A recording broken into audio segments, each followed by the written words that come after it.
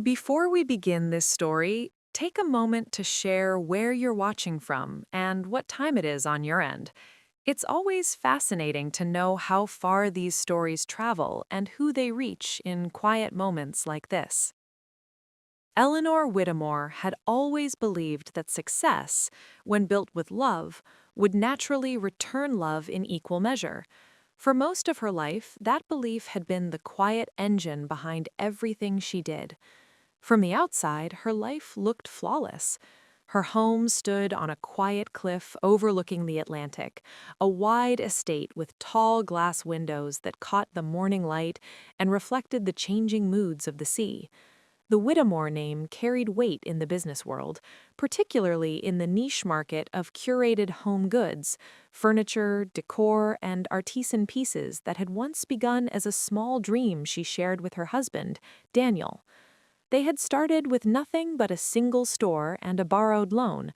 Eleanor still remembered the smell of fresh paint in that first shop, how Daniel had laughed when they couldn't afford a proper sign and had painted the name by hand. "We'll look back at this one day," he had told her, his sleeves rolled up, paint smudged across his cheek, "and we'll laugh at how small it all was." She had laughed with him then, believing in that future as firmly as she believed in him. And for a time, they had everything they dreamed of. 5 children, a growing business, a home that echoed with laughter, arguments, footsteps, and life. But time, as it often does, reshaped everything. Daniel died first. It was sudden, a heart attack that came without warning, leaving Eleanor standing in a hospital hallway with a silence so heavy it felt like the world itself had shifted. She had not allowed herself to collapse, not then, not in front of the children, not in front of the staff who depended on her. Instead, she stepped forward. She took over the company entirely, expanded it, strengthened it, protected it. And she protected her children just as fiercely. Victor, the eldest, had always been ambitious, though not always careful.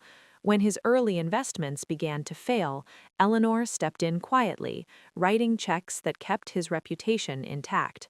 Caroline, elegant and poised, had married into a family that valued appearances above all else. When cracks began to show in her marriage, whispers of debt and strained finances, Eleanor ensured that those whispers never became public scandal. Marcus drifted from one idea to another, always chasing success but never quite grasping it. Each failure was softened by another loan, another opportunity, another chance given by a mother who refused to let him fall too hard. Isabel had children early and often and leaned on Eleanor for support, emotional and financial alike. "You understand, Mother," she would say, placing her hand dramatically over her chest. "The children need stability." And Thomas, the youngest, had learned early how to charm his way through consequences, smiling his way out of accountability, always confident that someone, usually Eleanor, would clean up whatever mess he left behind. Eleanor gave, and gave, and gave. Not once did she keep score. But somewhere along the way, something subtle began to shift. It wasn't obvious at first. It was in the small things. The phone calls that became shorter, the visits that became less frequent, the way conversations changed. "Mother, I was hoping you could take a look at something for me," Victor would begin, his tone polite but distant, as if speaking to a business partner rather than a parent. Caroline's visits often revolved around events, charity galas, social gatherings, where Eleanor's presence added prestige. "You do still have that sapphire set, don't you?" Caroline once asked casually. "It would be perfect for the fundraiser next month." Marcus rarely visited unless he needed advice, or more often, money. "Just one more push. I'm telling you, this one is different." Isabel came with her children, but even those visits felt transactional. "They adore you," she would say, watching as Eleanor handed out gifts. "You spoil them too much." And Thomas came when it suited him. He would sit beside Eleanor, flash that familiar smile, and say things like, "You know I'm your favorite, don't you?" At first, Eleanor told herself it was simply adulthood. They had their own lives now, their own responsibilities, their own worlds. But late at night, when the house was quiet and the ocean hummed softly beyond the glass, she began to feel something she had never expected to feel in a house she built: loneliness. Not the loud kind, not the kind that demanded attention, but a quiet, persistent absence. 10 years before the events that would change everything, Eleanor had traveled to Liverpool for business expansion. It was meant to be a routine trip: meetings, site visits, negotiations. But one afternoon, at the insistence of a local partner, she visited a group home. "It's good for the company image," the partner had said lightly, "and besides, you might find it grounding." Eleanor hadn't expected much, but then she met Leah Bennett, 17 years old, quiet, observant. There was something different about her. While the other teenagers tried to impress or attract attention, Leah stood slightly apart, not withdrawn, but self-contained. When Eleanor spoke to her, she didn't beg, she didn't perform. "What do you want to do?" Eleanor asked. Leah shrugged slightly. "Work? Study, maybe? Something stable." "No big dreams?" Leah met her eyes, steady and calm. "Dreams are expensive." The answer stayed with Eleanor long after she left. Months later, after careful thought, and against the vocal disapproval of her children, Eleanor brought Leah into her life. "She's not family," Victor had said bluntly. "This is reckless," Caroline added. "People will talk." Marcus laughed. "What, are you collecting strays now?" Isabel shook her head. "Mother, this is unnecessary." Even Thomas, usually indifferent, raised an eyebrow. "You barely know her." Eleanor had listened to them all. Then she said, quietly but firmly, "I know enough." Leah moved into the Whitmore estate, uncertain at first, careful with every step, every word. She didn't ask for anything. She didn't assume she belonged. But over time, she became something no one else in that house managed to be: present. She noticed when Eleanor skipped meals. She remembered her medication schedule. She asked about Daniel, not out of obligation, but genuine curiosity. "What was he like?" Leah once asked as they sat in the garden. Eleanor smiled softly. "Stubborn, kind. He believed in me long before I believed in myself." Leah nodded. "That sounds rare." "It is," Eleanor replied. "And once you have it, you spend the rest of your life hoping you don't lose it." Leah didn't respond immediately. Then she said quietly, "I think you didn't lose it. I think you carry it." It was such a simple thing, but it stayed with Eleanor. Years passed. The house remained large, the business remained strong, the children remained distant. And yet, there was always one person at the dinner table, always one voice asking, "How was your day?" Always one pair of eyes that saw Eleanor not as a provider, not as a solution, not as a source, but as a person. Eleanor never said it out loud, but deep in her heart, she knew. Everything she had built was still standing, but the place she once held in her children's lives, that had already begun to fade. Before we go any further, tell me where in the world you're listening from and what time it is there right now. Stories like this always seem to find people in the quietest hours, and somehow that makes them feel even more personal. The year Eleanor Whitmore turned 71, winter arrived early along the coast. The sea beyond her windows turned iron gray, the wind sharpened, and the old estate seemed to groan at night, as if even the walls felt the season changing. Eleanor had never been afraid of growing older. She had lived through too much to fear wrinkles, slower steps, or the occasional ache in her bones.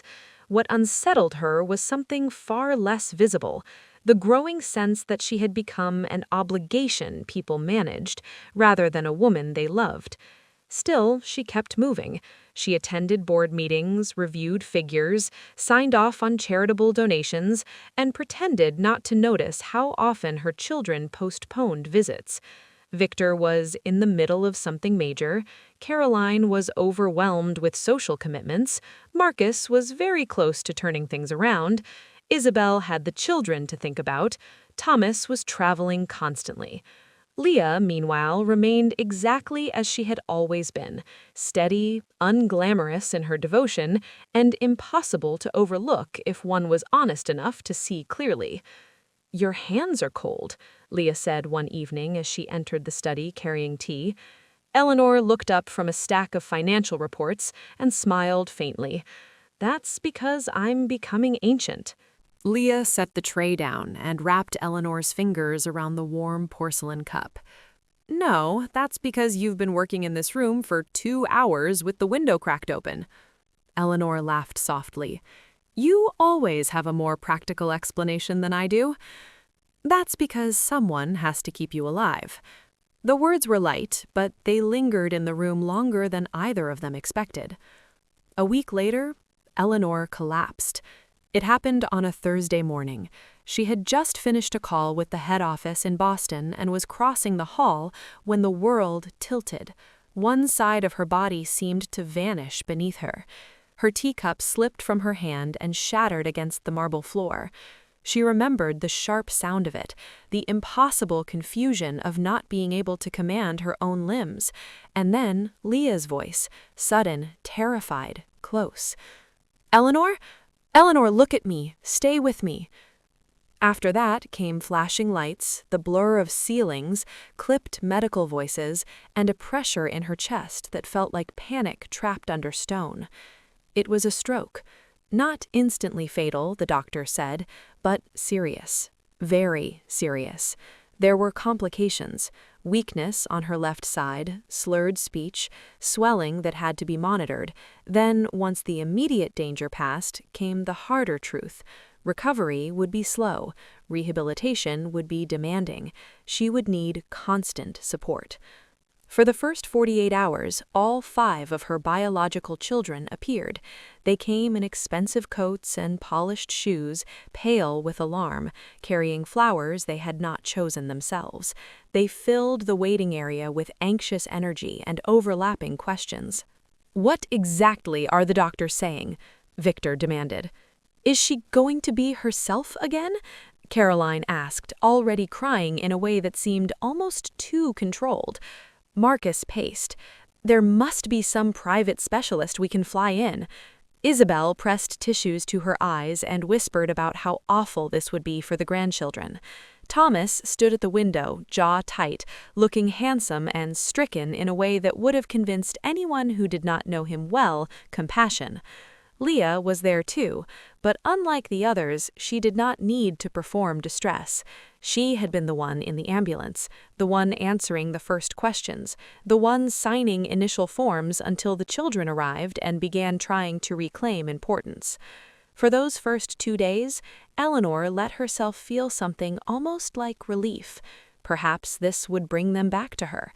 Perhaps fear had reminded them that she was their mother and not merely the architect of their comfort. But on the 3rd day, the mood began to shift. The doctors were cautiously optimistic. Eleanor was alive, stable, not dying immediately. That's when reality rearranged the room. Victor lowered his voice in the hallway, though not enough. "How long are we talking about here?" The consultant answered plainly. "There is no exact timeline. Weeks in hospital, certainly. Rehabilitation after that. She'll need regular support, possibly for quite some time." Caroline exhaled sharply.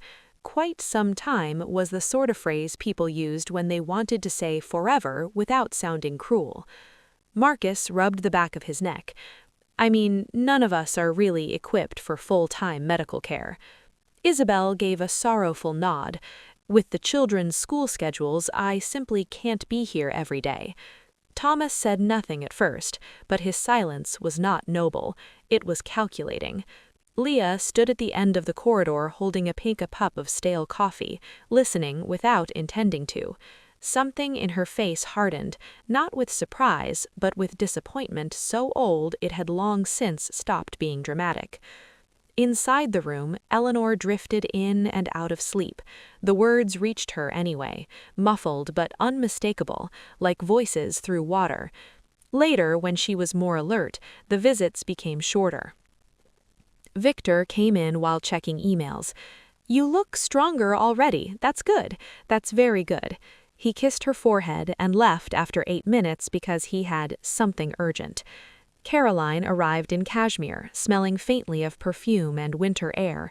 She rearranged the flowers, dabbed at her eyes, and said, "I hate seeing you like this, Mother. It's just unbearable." Eleanor tried to speak, but her mouth failed her. The frustration burned. Caroline leaned closer. "Don't try too hard. Save your strength." Then she spent most of the visit on her phone just outside the room. Marcus was all promises. "Soon as you're out of here, I'll take care of everything," he said. But he spoke with the vague confidence of a man who had never once taken care of everything. Isabel brought the children once, let them kiss Eleanor's cheek, took photographs that she never admitted she took, then complained softly to a nurse that hospitals were such upsetting environments for little ones. Thomas came in the evening and tried charm, as always. "You scared us," he said, taking Eleanor's hand. "You don't get to do that again." His voice was warm enough, but his attention kept drifting toward the medical chart at the foot of her bed and the folder of documents on the side table. Then there was Leah. Leah, who learned how to help lift Eleanor's shoulder without causing pain. Leah, who asked nurses to slow down when Eleanor looked frightened. Leah, who combed her hair, adjusted her blanket, held a cup with 2 hands when Eleanor's fingers trembled too badly to manage it alone. Leah, who sat through the ugly hours, the ones no one romanticizes, the hours of discomfort, confusion, humiliation, and exhausted tears. One night, after a difficult therapy session had left Eleanor shaken and ashamed, she tried to turn her face to the wall. Leah noticed immediately. "Don't," she said gently. Eleanor's speech was still fractured, but she forced the words out. "I hate this." Leah pulled her chair closer. "I know. I can't," Eleanor swallowed, furious at her own weakness. "I can't do anything." Leah's eyes softened, but she did not insult her with false cheerfulness. "Then let today be the day you couldn't. Tomorrow can be different." Eleanor's eyes filled. "Why are you still here?" Leah looked at her as if the answer were too simple to require explanation. "Because you're mine." That was not the moment Eleanor broke. The moment came 2 days later. She was awake, but still behind the curtain of a half-drawn divider, while her children argued just outside the room, believing she was asleep. Victor sounded impatient. "We need a proper schedule because I can't keep dropping everything." Caroline gave a short laugh. "Dropping everything? You've barely been here." "I'm handling practical matters." Marcus said, "Can we not do this here?" "No, let's do it here," Caroline snapped, "because somehow it's always assumed I have time just because I don't sit in an office all day." Isabel joined in, voice tight with offended self-pity. "I have 3 children. 3! No one seems to care what this is doing to my family." Thomas finally spoke. "Honestly, why are we acting like this is unsolvable?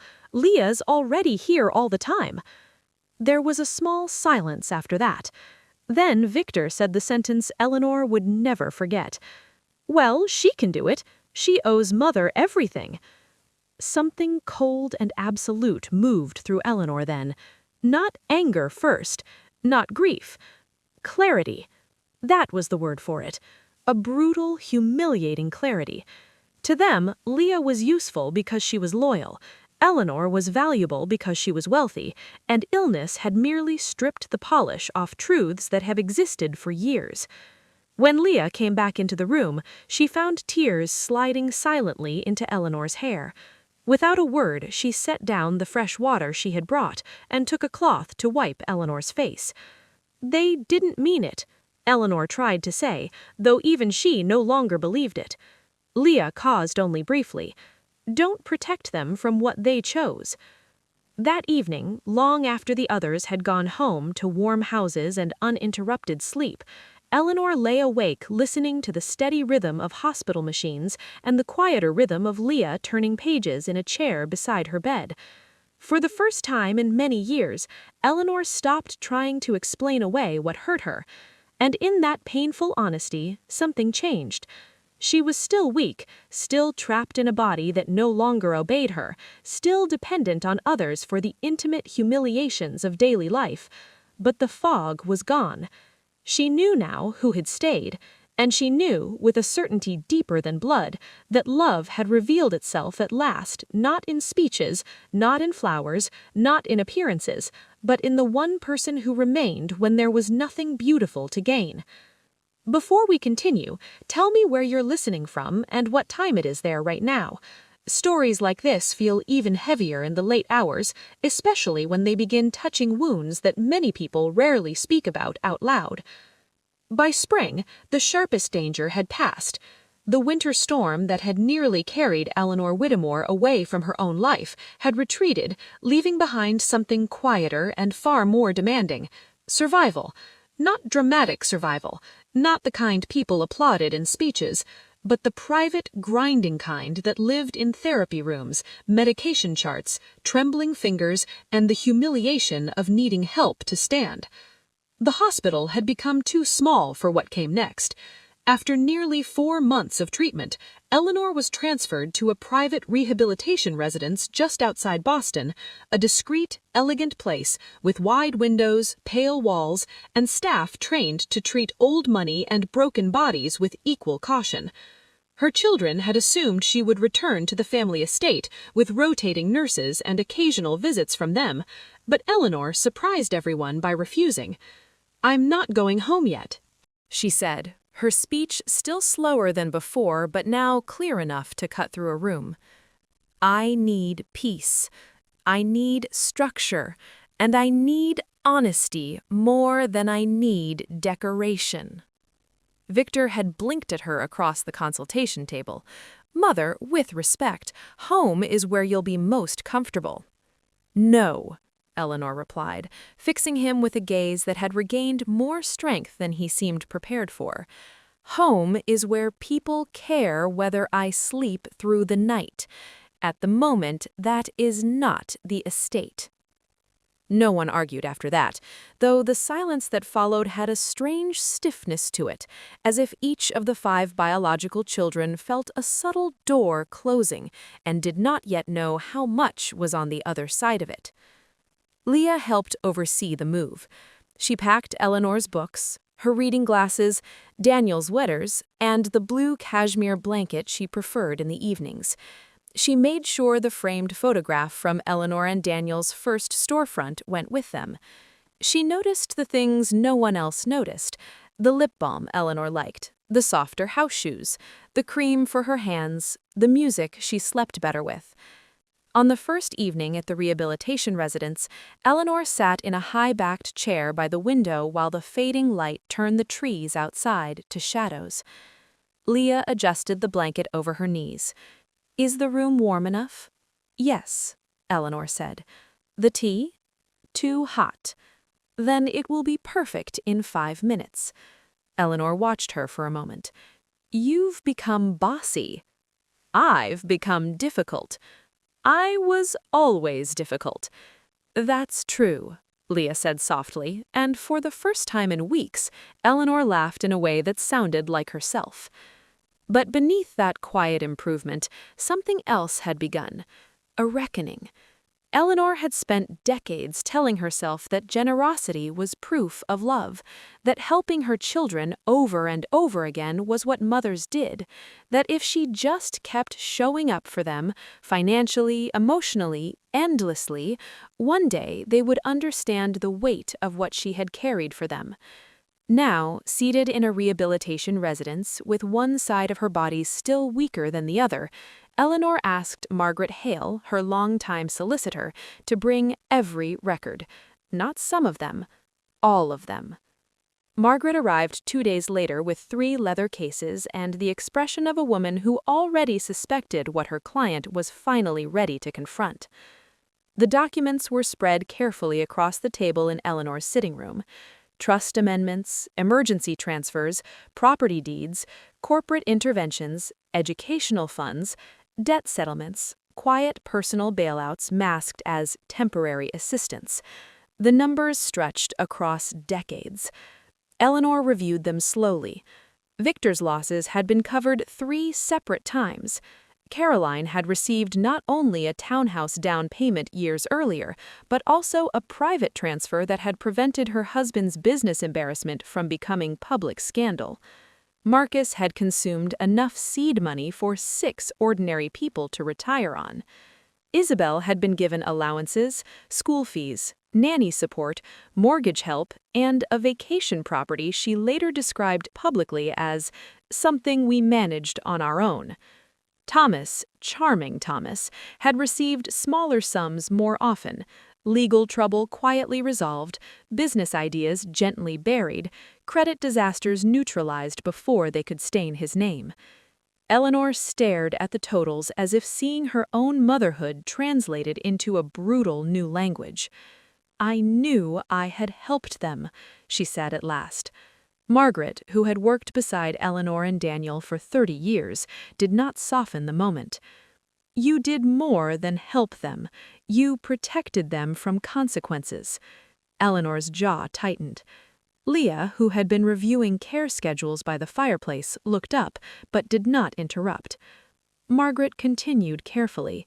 "There is still substantial wealth in the visible estate, of course, but if you are asking whether your children have already benefited beyond measure, the answer is yes."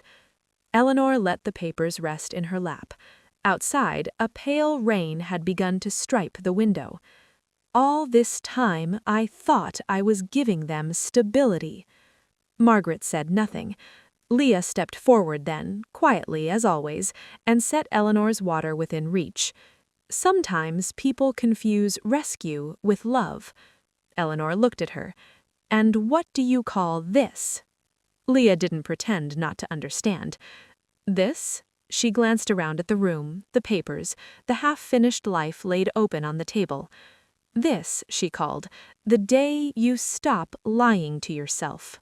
The truth of it landed harder because it was gentle. In the weeks that followed, the children began circling in more pointed ways. Victor arrived first, dressed in immaculate navy, carrying the scent of expensive cologne and urgency. He sat near Eleanor's chair and took on the tone of a son trying to seem concerned while inching toward business. "You're looking stronger, Mother, much stronger." "I am stronger." "That's excellent." He folded his hands. "Actually, this may be the right time for us to revisit some of the family holdings. There are a few temporary liquidity issues on my end, nothing dramatic, but if we move quickly, there's an opportunity to protect larger value." Eleanor held his gaze. "You need money." Victor gave a small, irritated sigh. "I need flexibility. There's a difference." "For what?" "A short-term pressure point." "In plain English, Victor." He hesitated. "My firm has taken a hit." "A hit?" "Yes. And you came to your recovering mother for rescue?" His face hardened just slightly. "I came to the head of the family to discuss strategy." "No," Eleanor said. "You came to the woman you assumed would once again save you from the cost of your own decisions." Victor stood too quickly. "That's unfair." "It is accurate." He left with the cold politeness of a man unused to being denied. Caroline was next, though her method was different. She arrived with flowers, soft perfume, and a voice dipped in sweetness. "I hate that this place smells so clinical," she said, sitting close to Eleanor. "You deserve beauty around you." "I have a window. That is enough beauty for me." Caroline smiled thinly. "You always did prefer simplicity when it suited you." Then, after a pause, she added, "I've been under terrible strain, Mother. Henry's situation has become embarrassing. I wouldn't burden you with details, but there are people watching. If certain assets could be released ahead of time, it would keep the family from becoming a topic. Eleanor studied her daughter's immaculate hair, the pearl earrings, the carefully measured distress. You're asking me to spend my recovery preserving your reputation. Caroline's face changed. I'm asking you to think of the family. The family, Eleanor said quietly, is suddenly everyone's concern when there is money at stake. Marcus tried charm mixed with desperation. He cornered Leah in the corridor one afternoon, leaning against the wall as if they were old friends. You always know what's going on. How is she really? What are the doctors saying? Leah kept walking. Ask her. She's not exactly easy to talk to right now. She's clearer than you think. He lowered his voice. Look, I know my brother and sisters can be a lot, but I've always been fair to you. Leah stopped and turned. No, you haven't. Marcus blinked. I tolerated you when you were invisible. That is not the same thing. His expression hardened. You're enjoying this a little too much. This? Being important. Leah looked at him with a calm that made him more uncomfortable than anger would have. I'm not important because she's weak. I'm here because I stayed. Isabel came carrying tears and grandchildren like props from a life she thought still entitled her to special consideration. The children miss their grandmother terribly, she said. They keep asking when she'll come home. Do they? Eleanor asked. Yes, constantly. When did they last ask to call me? Isabel faltered. Well, they're children. When did they last ask to call me? Eleanor repeated. There was no answer. Then came Thomas. He visited at dusk, all smooth edges and controlled warmth. I think everyone's tense, he said, pouring himself mineral water without asking. People are frightened, that's all. Frightened of losing me? Eleanor asked. Thomas met her eyes. Frightened of uncertainty. She almost smiled. At least he was honest enough to be cynical. He sat across from her and crossed one ankle over the other. You should also know there's been talk. Among whom? The family office. Some of the properties are underperforming. The Hamptons house, the old Connecticut land parcel, the Geneva apartment. Those might be better sold now than left to deteriorate under sentiment. Eleanor stared at him. He continued, mistaking silence for opportunity. I'm only saying that while you're recovering, it may be wise to simplify. You're discussing the liquidation of family properties while I'm still learning to climb stairs again? Thomas leaned back, unfazed. I'm discussing practicality. No, Eleanor said, you are circling furniture while the owner is still in the room. For the first time, the smile disappeared from his face. That night, after the latest visit had ended and the residents settled into quiet, Eleanor asked Leah to sit with her. There was a stack of brochures on the table beside them, programs on rehabilitation management, elder care administration, nonprofit infrastructure. Leah had looked at them once and assumed they belonged to someone else. Eleanor tapped them with her good hand. I want you to apply. Leah frowned. Apply to what? To all of it. Leah glanced down at the papers, then back at Eleanor. Why? Because compassion without opportunity gets used until it disappears. Leah said nothing. You have a mind for systems, for people, for care, Eleanor continued. I should have done this sooner. I kept thanking you when I should have been building a future worthy of what you are. Leah's throat moved. You've already done more than enough. No, Eleanor said gently. Enough is not what I intend to do anymore. A few days later, Eleanor made one final quiet decision.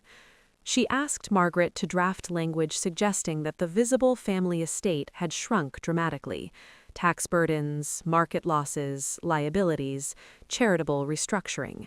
Not a public declaration, not a legal falsehood, but a carefully framed impression. She wanted to see who remained warm when the room no longer seemed filled with gold. The result came faster than she expected.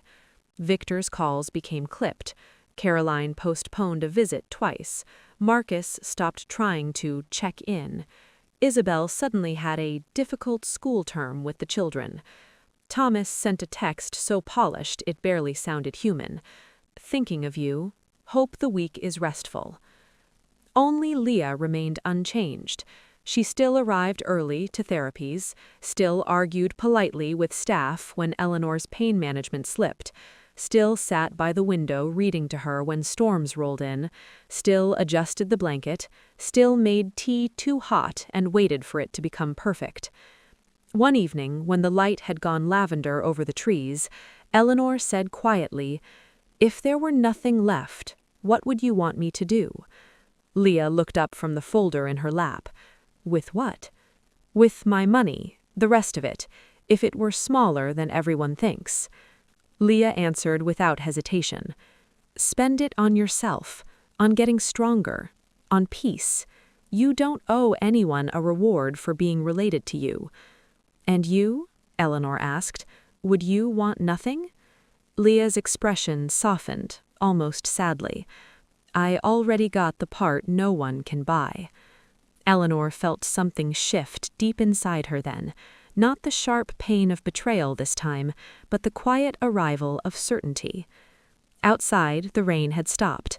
Inside, the last illusions had stopped with it.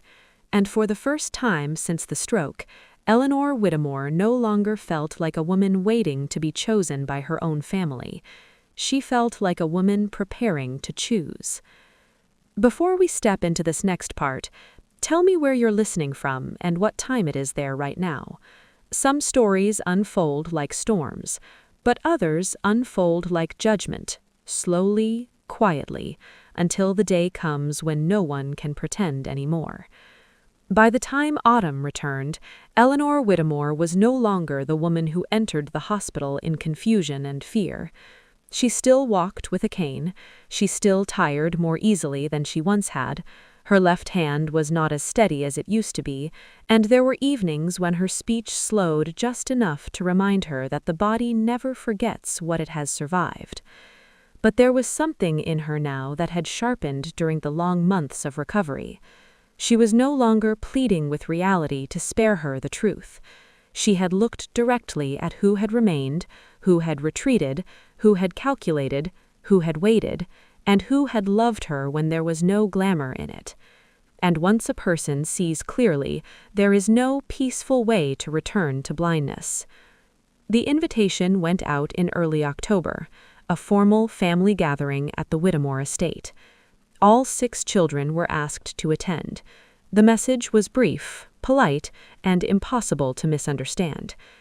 Eleanor wished to discuss her long-term care, the future structure of the family business, and final estate arrangements in the presence of legal counsel and key trustees. The reactions came almost immediately. Victor called first. "Final estate arrangements?" he repeated, trying to sound calm and failing slightly. "It sounds rather dramatic." "It sounds appropriate." There was a pause. "Is this something urgent?" "Yes," she said, "it is." Caroline sent a carefully worded message saying she would of course be there and asking whether the press had been informed, which told Eleanor more than she needed to know. Marcus asked if everyone was going. Would be attending, a question that was less about family and more about competition. Isabel wanted to know whether the grandchildren should come and sounded disappointed when told no. Thomas, predictably, sounded almost amused. "Well," he said over the phone, "I suppose the kingdom is finally being mapped." Eleanor did not rise to it. "Be here at 6." Leah was the only one who did not ask what the meeting was about. Instead, on the morning of the gathering, she stood in Eleanor's dressing room holding 2 blouses and said, "The ivory one makes you look stronger." Eleanor, seated before the mirror, glanced at her reflection. "And the blue?" "The blue makes you look kinder." Eleanor's mouth curved slightly. Today, I think strength may be more useful than kindness. Leah set the ivory blouse down carefully. That's what I thought too. The estate had been prepared with quiet precision. No extravagance, no public spectacle. The staff had been instructed to keep the evening private. The drawing room had been arranged not for celebration, but for clarity. Chairs positioned in a formal semicircle, a long table at the side holding water, documents, and sealed folders. The sea beyond the windows was darkening under a cloudy sky, and the house seemed to carry the weight of memory in every polished surface. Marguerite Hale arrived first, accompanied by the trustees and the family's corporate council. Two old family friends, people who had known Eleanor and Daniel before the children were grown, were also present, as witnesses, not for legal necessity alone, but for moral steadiness. Then came the children. Victor entered in a charcoal suit that looked chosen for a boardroom victory. Caroline wore deep green silk, and grief arranged elegantly across her face. Marcus arrived late enough to imply importance. Isabel came with the exhausted expression of a woman who wanted credit simply for showing up. Leah stood near the fireplace in a simple dark dress, not hidden but not claiming space that was not hers. Caroline saw her first. "She's sitting in on this?" she asked, not bothering to soften the edge in her voice. Eleanor answered before anyone else could. "Yes." Victor's jaw moved once. "Mother, with respect, shouldn't family matters remain within the family?" Eleanor looked at him for a long moment. "Tonight, they will." Something in the room cooled after that. When everyone had taken their seats, Eleanor remained standing beside her chair, one hand resting on the cane. The room waited. For a brief moment, no one spoke, and in that silence, Eleanor felt Daniel's absence with unusual force. She imagined what he would have made of this, whether he would have spoken more gently, whether he would have delayed longer, whether he too would have grieved the necessity of what came next.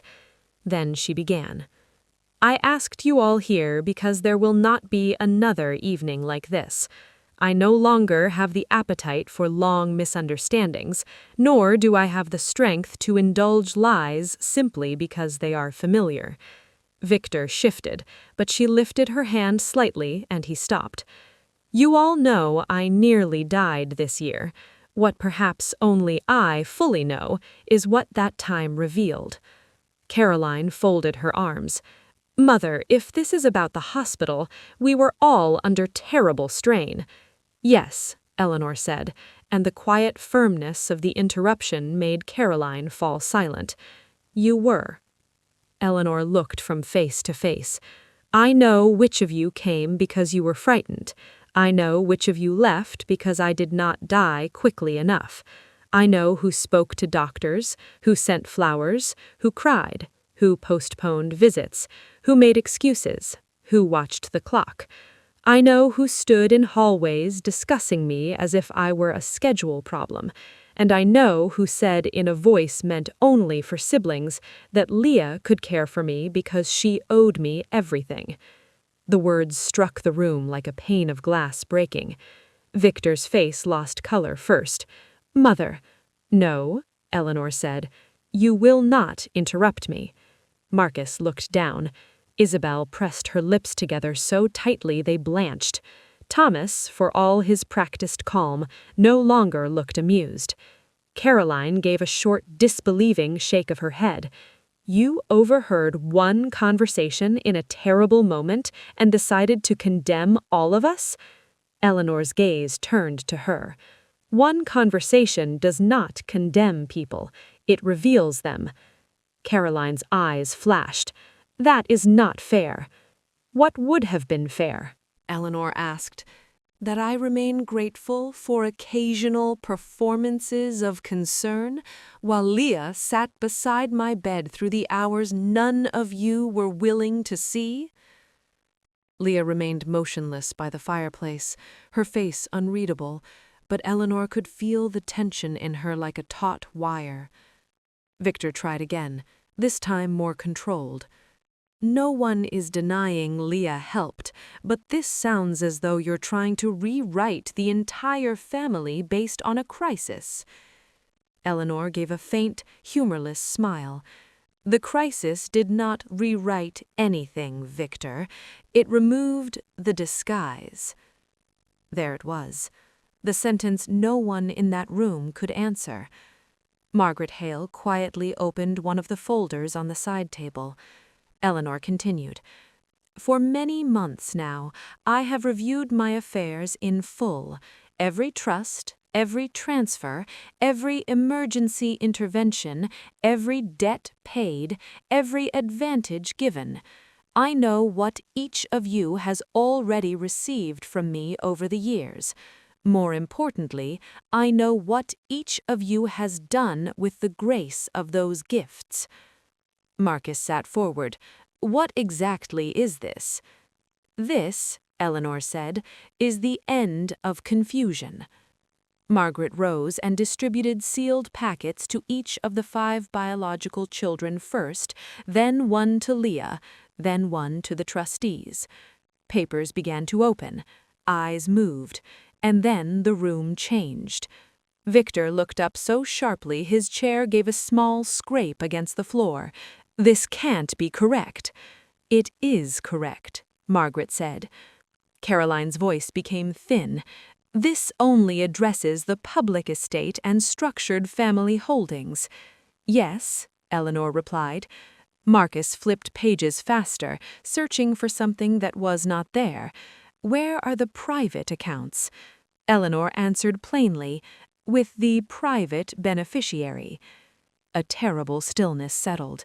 Even Isabel understood before the words were spoken. Thomas looked across the room toward Leah for the first time that evening with something darker than irritation. It was not surprise alone. It was insult, injury, the unbearable recognition that someone he had always treated as lesser had crossed a threshold he never imagined she could cross. Eleanor set both hands on the head of her cane and delivered the truth without trembling. "My visible estate, business interests, and certain family properties will be divided in limited forms, under control, because I do not intend to leave behind another generation of indulgence without discipline. But my entire private fortune, everything your father and I built quietly beyond the public structure, every concealed investment, every asset held separately in my name, will go to Leah Bennett Whitmore."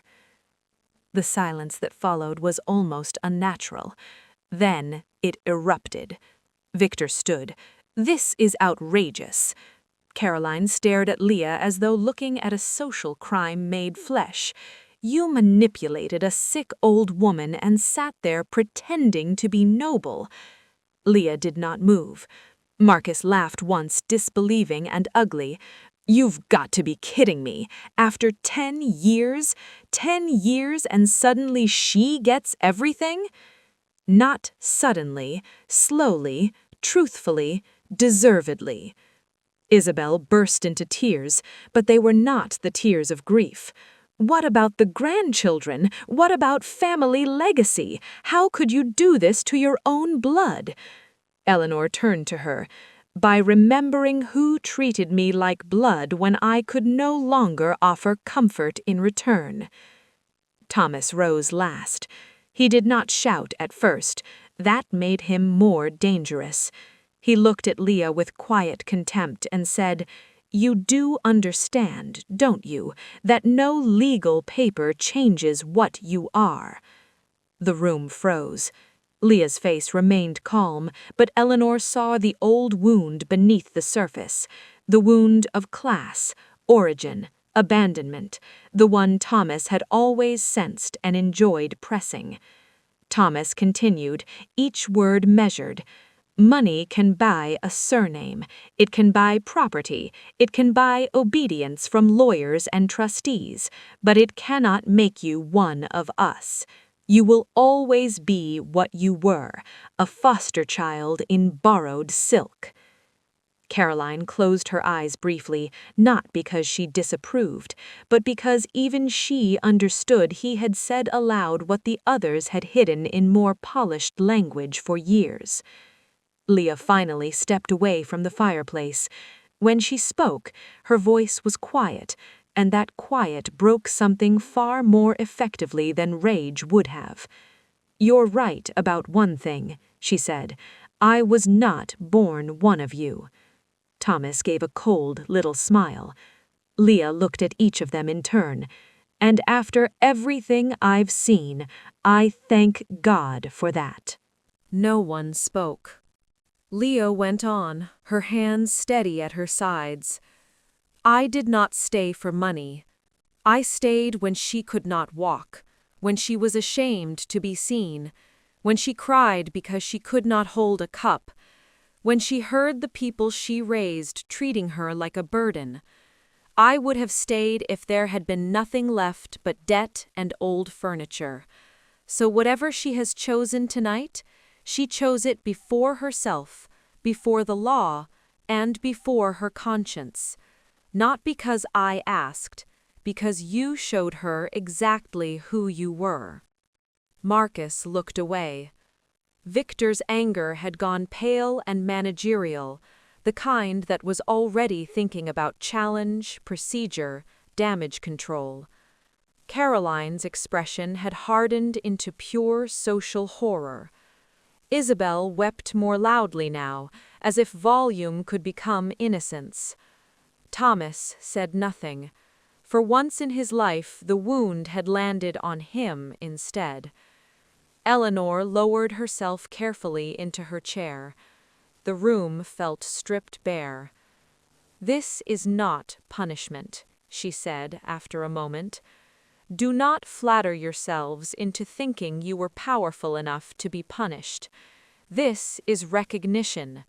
You have each already had years of support, advantage, and opportunity. Leah had none of those things. What she gave me was not efficiency, not performance, not obligation. She gave me love with no audience." Margaret then outlined the remaining terms with calm precision. The estate house would no longer function as an open family base of operation. Control over Eleanor's personal care, medical authority, residence, and private schedule would rest with Leah immediately.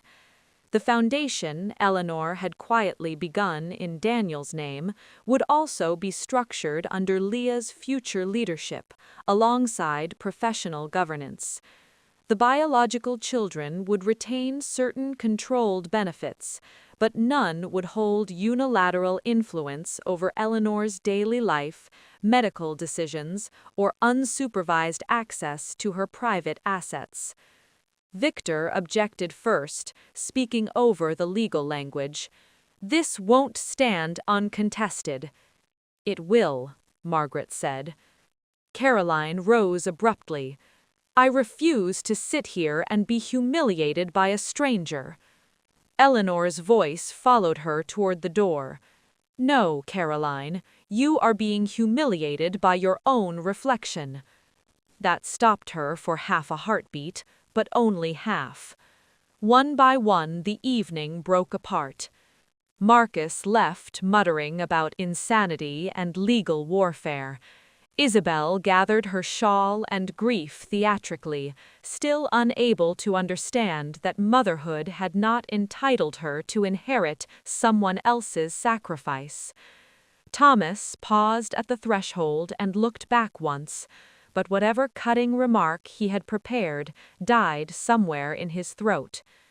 Victor was the last to leave.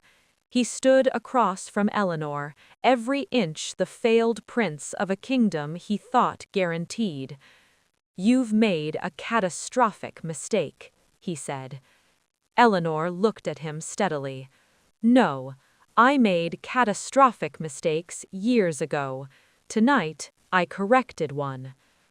When they were finally gone, the house became quiet in the old way, the way Eleanor remembered from before performance had taken over every gathering. She exhaled slowly. For a long moment, neither she nor Leah spoke. Then Leah crossed the room and knelt beside her chair. "You should rest," Leah said softly. Eleanor looked down at her, at the face that had once entered this house uncertain of her right even to breathe too loudly in it. Instead of answering, Eleanor touched Leah's cheek with the unsteady hand that had relearned tenderness through pain. "No," Eleanor said. "Tonight, I think I should begin again." No one spoke. Leah went on, her hands steady at her sides. "I did not stay for money. I stayed when she could not walk, when she was ashamed to be seen, when she cried because she could not hold a cup, when she heard the people she raised treating her like a burden. I would have stayed if there had been nothing left but debt and old furniture. So whatever she has chosen tonight, she chose it before herself, before the law, and before her conscience. Not because I asked, because you showed her exactly who you were." Marcus looked away. Victor's anger had gone pale and managerial, the kind that was already thinking about challenge, procedure, damage control. Caroline's expression had hardened into pure social horror. Isabel wept more loudly now, as if volume could become innocence. Thomas said nothing. For once in his life, the wound had landed on him instead. Eleanor lowered herself carefully into her chair. The room felt stripped bare. "This is not punishment," she said after a moment. "Do not flatter yourselves into thinking you were powerful enough to be punished. This is recognition. You have each already had years of support, advantage, and opportunity. Leah had none of those things. What she gave me was not efficiency, not performance, not obligation. She gave me love with no audience." Margaret then outlined the remaining terms with calm precision. The estate house would no longer function as an open family base of operation. Control over Eleanor's personal care, medical authority, residence, and private schedule would rest with Leah immediately. The foundation Eleanor had quietly begun in Daniel's name would also be structured under Leah's future leadership, alongside professional governance. The biological children would retain certain controlled benefits, but none would hold unilateral influence over Eleanor's private assets, unsupervised access to her private assets. Caroline objected first, speaking over the legal language. "This won't stand uncontested." "It will," said Margaret. Caroline rose abruptly. "I refuse to sit here and be humiliated by a stranger." Eleanor's voice followed her toward the door. "No, Caroline, you are being humiliated by your own reflection." That stopped her for half a heartbeat, but only half. One by one, the evening broke apart. Marcus left muttering about insanity and legal warfare. Isabel gathered her shawl and grief theatrically, still unable to understand that motherhood had not entitled her to inherit someone else's sacrifice. Thomas paused at the threshold and looked back once, but whatever cutting remark he had prepared died somewhere in his throat. Victor was the last to leave. He stood across from Eleanor, every inch of the failed prince of a kingdom he thought guaranteed. "You've made a catastrophic mistake," he said. Eleanor looked at him steadily. "No, I made catastrophic mistakes years ago. Tonight I corrected one." When they were finally gone, the house became quiet in the old way, the way Eleanor remembered from before performance had taken over every gathering. She exhaled slowly. For a long moment, neither she nor Leah spoke. Then Leah crossed the room and knelt beside her chair. "You should rest," Leah said softly. Eleanor looked down at her, at the face that had once entered this house uncertain of her right even to breathe too loudly in it. Instead of answering, Eleanor touched Leah's cheek with the unsteady hand that had relearned tenderness through pain. "No," Eleanor said, "tonight I think I should begin again." And she did. Within the month, Eleanor moved into the adapted East Wing cottage on the estate grounds, a sunlit home redesigned for recovery, privacy, and dignity. It was smaller than the main house, warmer, easier to inhabit, and free of the ghosts of formal dining rooms and inherited performances. Leah moved there with her, in an official and undisguised role, not as some tolerated dependent, but as Eleanor's chosen representative, caregiver, and daughter, in the deepest sense that word could hold. The scandal did not vanish. It spread quietly through legal circles, family acquaintances, and charity boards. Some people disapproved. Some whispered. Some admired Eleanor more than they dared admit publicly. But for the first time in many years, Eleanor did not spend her energy managing how things looked. She spent it learning how a life might still become peaceful after truth. And in the stillness that followed the explosion, something new finally began to grow, not from obligation, not from blood, not from fear of loss, but from the simple, life-altering fact that love had at last been believed, protected, and given a future. Before we begin this final part, tell me where you're listening from and what time it is there right now. Stories like this often meet people in the quiet hours, and sometimes those are the very hours when truth, grief, and healing make the most sense. 3 years passed after the night Eleanor Whitmore ended the confusion in her family. Time did not erase what happened in the drawing room of the Whitmore estate, but it changed the shape of it. The scandal that had once moved in whispers through legal offices, private clubs, and charity circles lost its novelty. New scandals replaced old ones, as they always did. People stopped speaking with open fascination about the wealthy matriarch who gave her secret private fortune to her adopted daughter and cut the illusion of entitlement away from her biological children. But inside the lives of the people involved, the consequences never stopped unfolding. Eleanor never returned to the woman she had once been physically, yet in many ways she became stronger than she had ever been. Her steps remained slow, careful, and often supported by a cane. Some mornings her left hand still trembled when she lifted a teacup. There were days when exhaustion reached her more quickly than pride liked to admit. But the frantic loneliness that had once lived in her chest was gone. In its place came a quieter life, ordered, dignified, and unexpectedly tender. The East Wing cottage on the estate grounds became a real home. It had soft morning light in the kitchen, a small library with windows facing the sea, and a garden path built level enough for Eleanor to walk in safety during the afternoons. Leah made sure every room held function as well as warmth. Nothing was extravagant for the sake of appearance. Everything was chosen for peace. Some evenings, Eleanor would sit wrapped in a blanket by the fire while rain tapped against the glass, and Leah would review papers across from her: foundation reports, scholarship proposals, staffing plans, housing designs, and grant applications. The Daniel and Eleanor Whitmore Foundation, once only an idea born in a rehabilitation room, had become the center of Leah's life. At first, people underestimated her. They saw the headlines and assumed she had simply inherited money. They did not understand that inheritance by itself does not build anything.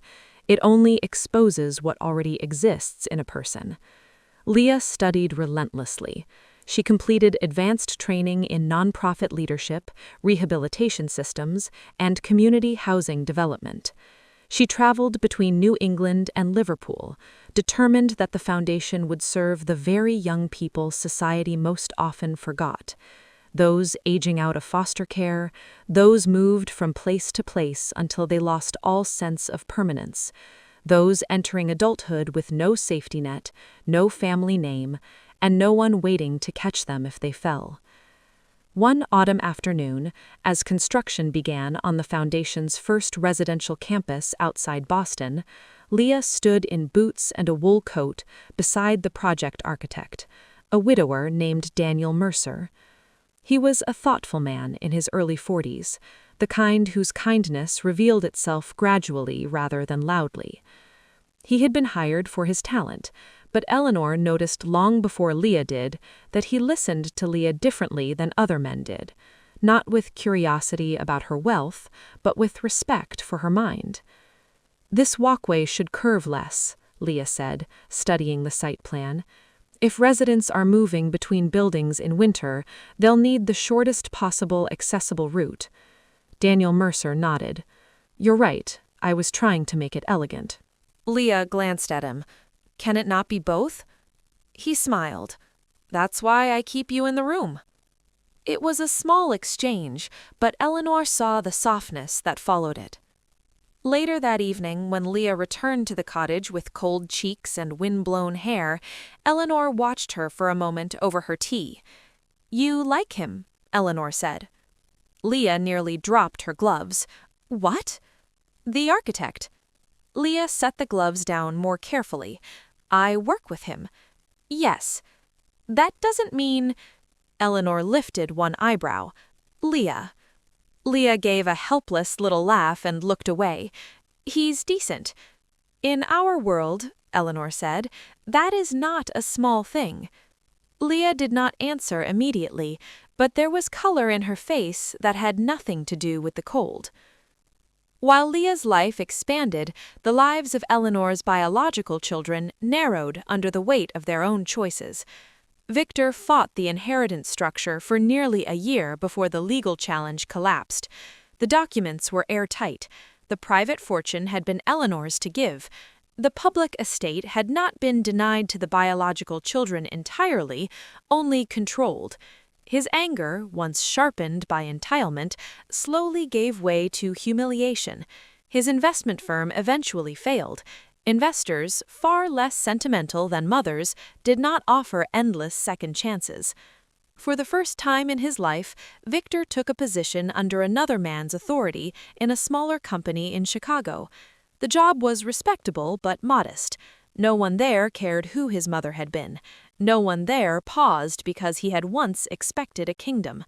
And in that reduction of scale, a hard and unfamiliar lesson began, though whether it matured into wisdom, even Eleanor was never certain. Caroline's decline was quieter but no less cutting. The social world she had treated as permanent proved itself loyal only to appearances. Her husband's financial troubles deepened, invitations thinned, certain women stopped calling. The sapphire certainty with which she had moved through charity galas and private dinners began to crack. More than once, she nearly reached out to Eleanor sincerely, but shame is often more stubborn than pride, and sincerity came too late for ease. Marcus drifted the longest before reality cornered him. His schemes grew smaller, his confidence became brittle. Friends who once enjoyed his charm tired of funding his illusions. Eventually, he took ordinary work in commercial property management, steady, unremarkable, far beneath what he once imagined himself destined for. Strangely, it did him some good. There is a kind of mercy in being forced into an honest life. Isabel suffered in a way that no inheritance could have prevented. Her children grow older. And older children, unlike younger ones, begin to recognize when they have been used. The emotional performances that once won her sympathy no longer worked as cleanly on teenagers who could see the difference between grief and manipulation. One daughter asked her directly one day, "Did you really love Grandma, or were you just angry about the money?" The question cut more deeply than public humiliation ever had. Thomas remained the most difficult to read. Outwardly, he recovered fastest. He found work, networked well, dressed as well as ever, and moved through the world with that same easy smoothness that had always protected him. But those who knew how to look closely could see the change. Charm was his weapon because it always succeeded. After Eleanor's choice, it no longer did.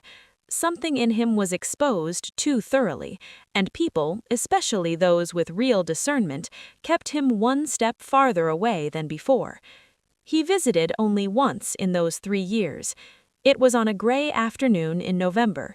when Leah was at the foundation office and Eleanor was alone in the library when he appeared at the cottage door. He looked older. Not ruined, not broken, just older in a way expensive tailoring could not conceal. "May I come in?" he asked. Eleanor considered him. "If you've come to argue, no." "He haven't." She let him enter. He stood awkwardly near the bookshelves, as though the smaller house unsettled him more than the old estate ever had. After a moment he said, "I hated you for a while." Eleanor did not flinch. "I know." "And her." "I know that too." Thomas looked down at his hands. "I kept telling myself you'd been manipulated, that you'd done it to punish us. It was easier than admitting you meant every word." Eleanor waited. He gave a brief, strained laugh. "You know what the worst part was?" "What?" "That I couldn't honestly say you were right." The room went quiet. For the first time in years, Thomas sounded less like a man performing intelligence and more like a son standing too late in front of truth. "I said cruel things," he murmured. "Yes."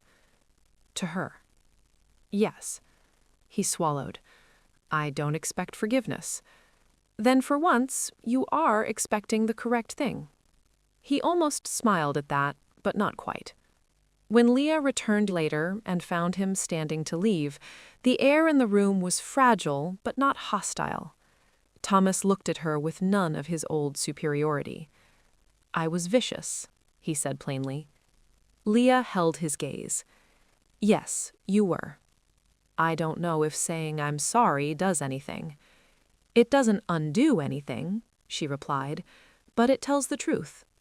He nodded once. "Then I am sorry." It was not reconciliation, not fully, but it was the first clean sentence he had spoken to her in years, and sometimes that is where human repair begins. As for Leah, the life Eleanor had hoped for her did not merely appear, it was built. The Boston campus opened first, followed by a smaller transitional housing project in Liverpool. Scholarships were established, counseling partnerships formed, mentorship networks grew. Young adults who had entered the foundation ashamed of how little they had came to feel, often for the first time, that they were not behind in life. They had simply been abandoned by systems never meant for tenderness. One evening, after returning from the Liverpool site, Leah sat on the garden path beside Eleanor while the sun lowered in copper light over the sea. "The first resident moved in today," Leah said quietly. Eleanor turned toward her. "And?" Leah smiled, but her eyes were bright with tears. "She kept asking where the catch was." Eleanor's mouth softened. "There usually is one." Leah nodded. "That's what she thought too." "And what did you tell her?" Leah looked out toward the horizon. "I told her sometimes the point of a safe place is simply that it stays safe." Eleanor reached for her hand. "You see," Eleanor said, "you were always meant for this." Leah shook her head faintly. "Only because you saw me before I knew how to see myself." In Eleanor's final year, her health began to recede with a gentleness that felt almost deliberate. There was no new dramatic crisis, no sudden collapse to mirror the violence of her stroke. Instead, there was a gradual slowing, more rest, shorter walks, thinner appetite, more evenings by the fire, and fewer trips beyond the estate. Knowing the end was drawing nearer, Eleanor asked Margaret to help her prepare one final set of documents, not financial this time, but personal. Letters. One for each of her 5 biological children, one for Leah. She wrote them over several weeks, often stopping to rest, sometimes asking Leah to leave the room so she could think without being watched. The effort tired her, but she insisted on finishing them herself. "What are you saying in them?" Leah asked one evening. "The truth," Eleanor replied. "That sounds dangerous." "It is," Eleanor said, "but only to those who live by avoiding it." When the letters were complete, Eleanor placed them in sealed envelopes. To Victor, Caroline, Marcus, Isabel, and Thomas, she wrote with painfully plainness. She told them she had loved them, often too much to the point of blindness. She told them that wealth could have been shared, but character could not be invented at the last moment. She did not curse them, she did not dramatize, she simply told the truth without cushioning it. To Leah, she wrote something different. The letter was shorter, but every line carried the weight of an entire life. She thanked Leah for staying when there was no spectacle in staying, for seeing her humanity when illness tried to take even that away, for teaching her, late but not too late, that family was not proven by bloodlines, but by who remained at the bedside when love had no witnesses. One winter morning, with the sea pale and still beyond the windows, Eleanor asked Leah to sit beside her bed. The room was quiet, except for the faint crackle of the fireplace in the next room.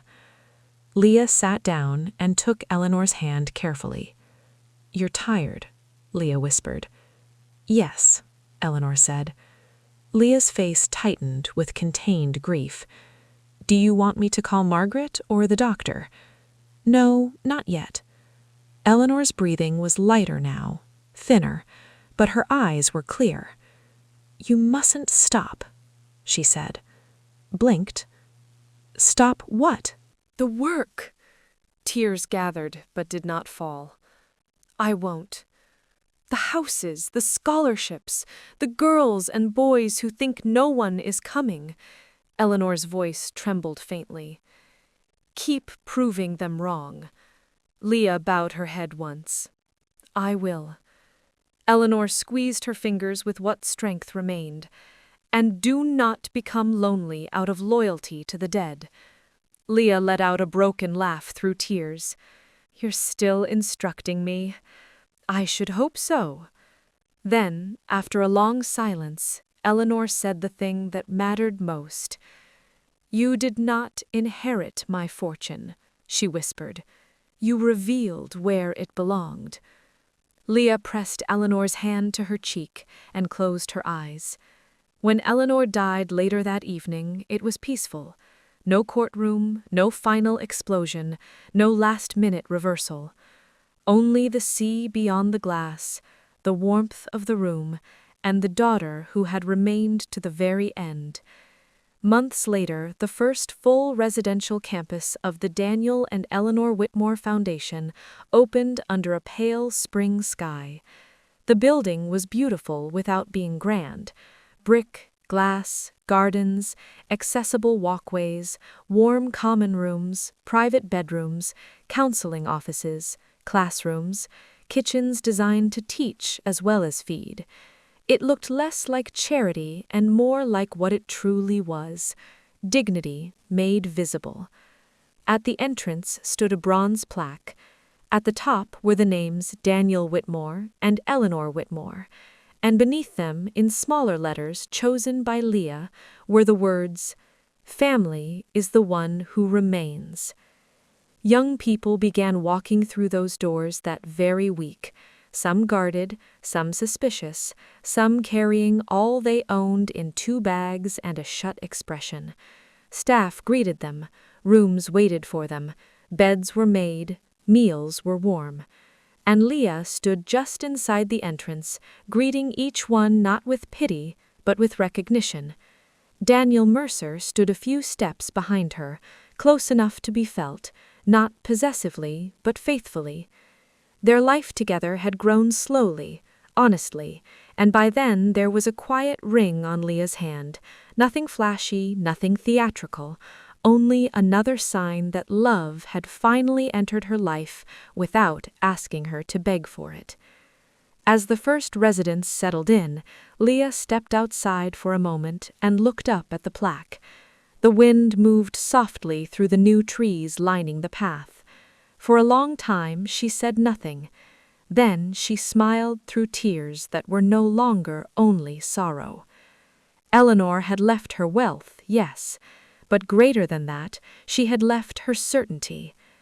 The certainty that being chosen by love could rescue a life from its oldest hunger. The certainty that truth, even when late, could still set a broken inheritance right.